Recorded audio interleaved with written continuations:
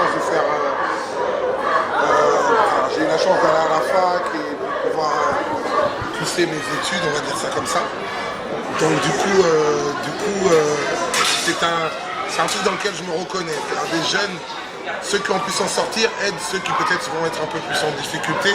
C'est quelque chose que j'incite aussi parce que moi j'ai eu l'occasion de faire dans la maison de quartier de mon quartier quand j'étais un peu plus jeune à Cergy. J'ai eu l'occasion justement de faire des fois, de donner des coups de main quand j'étais au collège même à des petits frères et tout parce que voilà on organisait ça entre nous. Donc je peux que reconnaître le côté utile et intéressant de la démarche. Voilà, quoi. Même quand j'étais pas spécialement affilié à la FEV, mais j'étais déjà dans la même démarche. Donc c'est quelque chose que je soutiens forcément. De ne pas hésiter parce que j'ai l'impression que ça crée du lien social, ça permet de se rendre utile.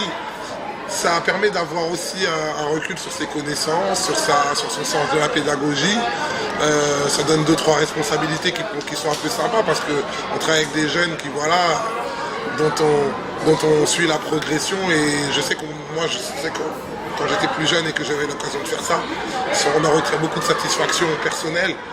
Donc non, il n'y a que des raisons positives, c'est du gagnant-gagnant.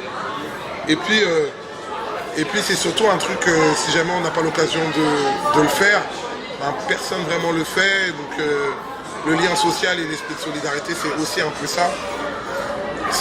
Voilà, il y a toutes ces raisons pour lesquelles c'est possible de le faire et pour lesquelles c'est intéressant de le faire. Engage-toi à la FEV, prends-y du plaisir, transmets de l'information, de la connaissance et puis que ça se passe bien pour ceux qui reçoivent comme pour ceux qui donnent.